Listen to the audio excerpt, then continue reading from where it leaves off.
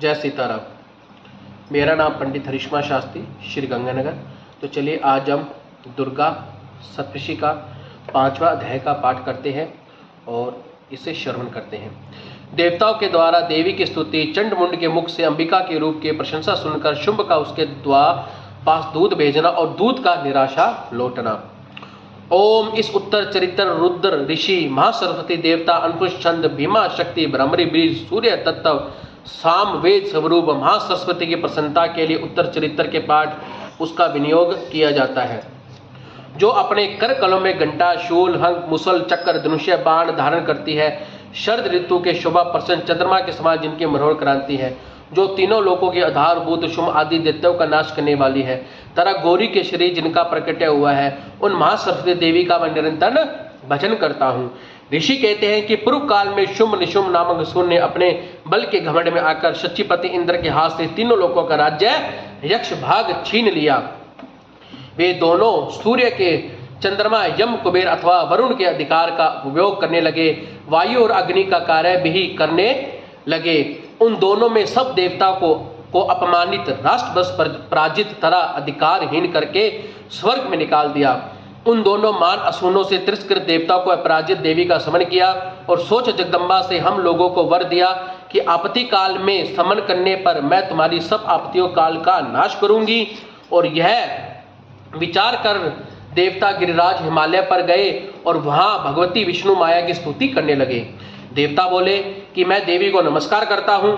हे महादेवी शिवा को सर्वदा नमस्कार, प्रकृति व भद्रा को प्रणाम। हम लोग नियम पूर्वक जगदम्बा का नमस्कार करते हैं, रुद्रा को नमस्कार करते हैं, नित्या गौरी व धात्री को बारंबार नमस्कार करते हैं, ज्योतिमयी चंद्ररूपिणी सुख स्वरूपा देवी को सतत प्रणाम करते हैं, शरणागतों का कल्याण करने वाली सुबुद्धि व सिद्ध रूपा देवी को हम बारंबार नमस्कार करते हैं। राक्षसों की लक्ष्मी, राजाओं की लक्ष्मी व सर्वानी शिव पत्नी स्वरूपा आज जगदम्बा को हम बारंबार नमस्कार करते हैं। दुर्गा, दुर्गा पारा, दुर्गम संकट से पार उतरने वाली सारा, सब सारभूता, सब कालनी ख्याति कृष्णा ध्रुमा देवी को सर्वदा नमस्कार। अत्यंत सौभ्य अत्यंत देव रूपा देवी को हम नमस्कार करते हैं और हमें बारंबार प्रणाम करते हैं। जगत आधारभूता कृत देवी को बारंबार नमस्कार। जो देवी सब प्राणियों को विष्णु माया के नाम से कही जाती है, हम उन्हें भी नमस्कार करते हैं, उनको भी बारंबार नमस्कार करते हैं। जो देवी सब प्राणियों में चेष्टा खिलाती है, उनको नमस्कार करते हैं, उनको नमस्कार, उनको बारंबार नमस्कार करते हैं। जो देवी सब प्राणियों में बुद्धि रूप से स्थित है, उनको नमस्कार, उनको नमस्कार, उनको बारंबार नमस्कार। जो देवी सब प्राणियों में निंदा रूप में स्थित है, उनको नमस्कार, उनको नमस्कार, उनको बारंबार नमस्कार। जो देवी सब प्राणियों में शुद्धता रूप से स्थित है, उनको नमस्कार, उनको नमस्कार, उनको नमस्कार। जो देवी सब प्राणियों में छाया रूप से स्थित है, उनको नमस्कार, उनको नमस्कार, उनको नमस्कार। जो देवी सब प्राणियों में शक्ति रूप में स्थित है, उनको नमस्कार, उनको नमस्कार, उनको बारंबार नमस्कार। जो देवी सब प्राणियों में तृष्णा रूप स्थित है, उनको नमस्कार, उनको नमस्कार, उनको बारंबार नमस्कार। जो देवी प्राणियों में शांति क्षमा के रूप में स्थित है, उनको भी नमस्कार, नमस्कार, नमस्कार, उनको बारंबार नमस्कार। जो देवी सब प्राणियों में जाति स्वरूप में स्थित है, उनको नमस्कार, उनको नमस्कार, उनको बारंबार नमस्कार। जो देवी सब प्राणियों में लज्जा रूप में स्थित है, उनको नमस्कार, उनको नमस्कार। जो देवी सब प्राणियों में शांति रूप में स्थित है, उनको भी नमस्कार, नमस्कार, बारंबार नमस्कार। जो देवी सब प्राणियों में श्रद्धा रूप में स्थित है, उनको नमस्कार, उनको नमस्कार। जो देवी सब प्राणियों में कांति रूप में स्थित है, उनको नमस्कार, उनको नमस्कार, बारंबार नमस्कार। जो देवी सब प्राणियों में लक्ष्य रूप में स्थित है, उनको नमस्कार, उनको नमस्कार, उनको बारंबार नमस्कार। जो देवी सब प्राणियों में वृत्ति रूप में स्थित है, उनको नमस्कार, उनको नमस्कार, उनको बारंबार नमस्कार।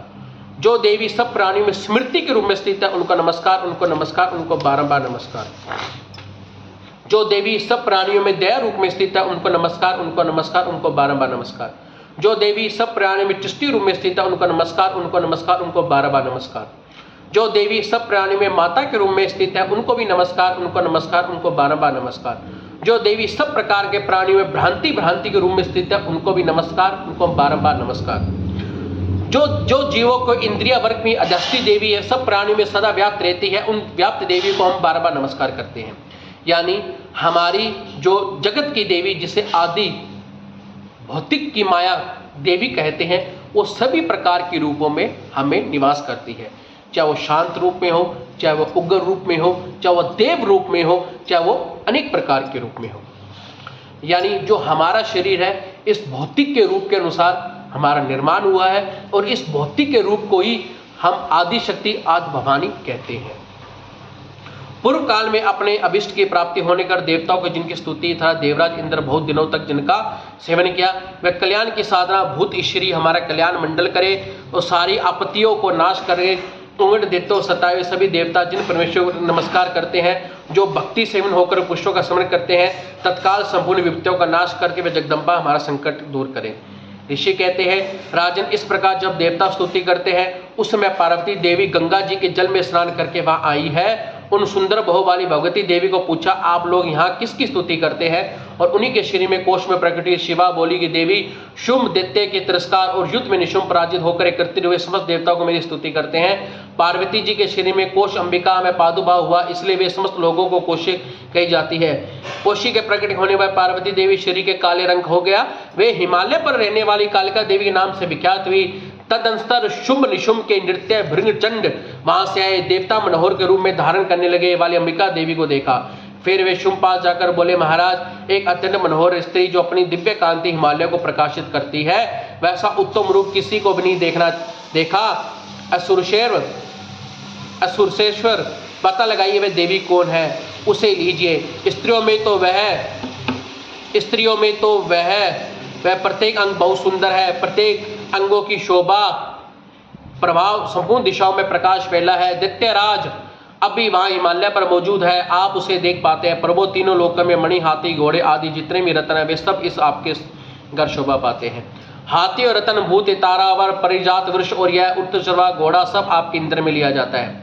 हंसों से जीता हुआ विमान आपके आंगन में शोभा पाता है। वह रत्नभूत विमान पहले ब्रह्मा जी के पास जाता है और आपके वहां लाया जाता है। ये महापद नामक विधि आप कुबेर छीन लेते हैं।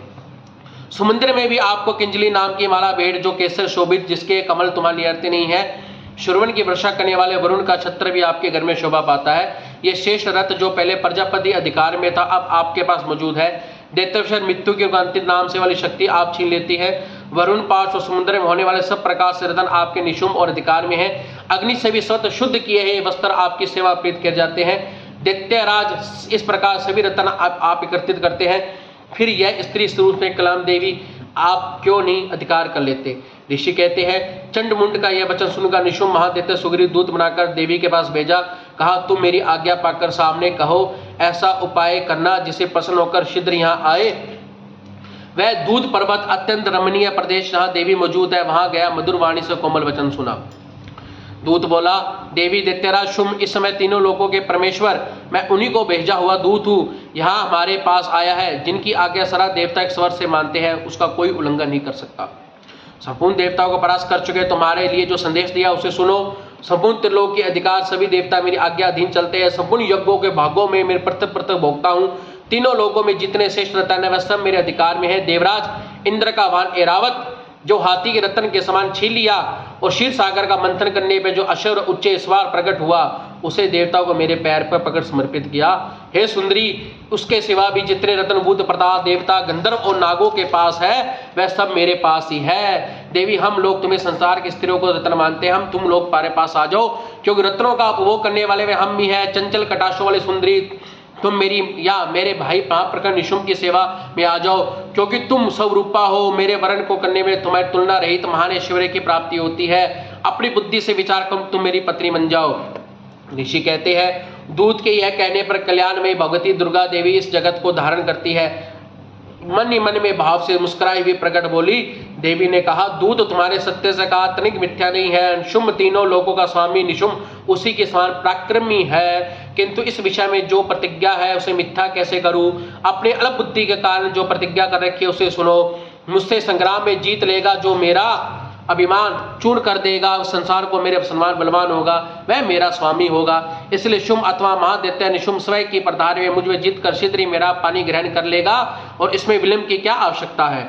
दूत बोला, देवी तुम घमंड से बरी हो, तुम्हारे सामने ऐसी बात ना करो। तीनों लोगों में कौन सा पुरुष है जो निशुंभ के सामने खड़ा हो सके? देवी, अन्य दैत्यों के सामने सारा देवता युद्ध नहीं ठहर सकता, फिर तुम अकेली स्त्री होकर कैसे ठहर सकती हो? जिन शुंभ आदि दैत्यों के सामने इंद्र सब देवता युद्ध नहीं खड़े हुए, उनके सामने स्त्री होकर कैसे हो जाओगी? इसलिए तुम मेरे कहने पर शुंभ निशुंभ के पास चलो।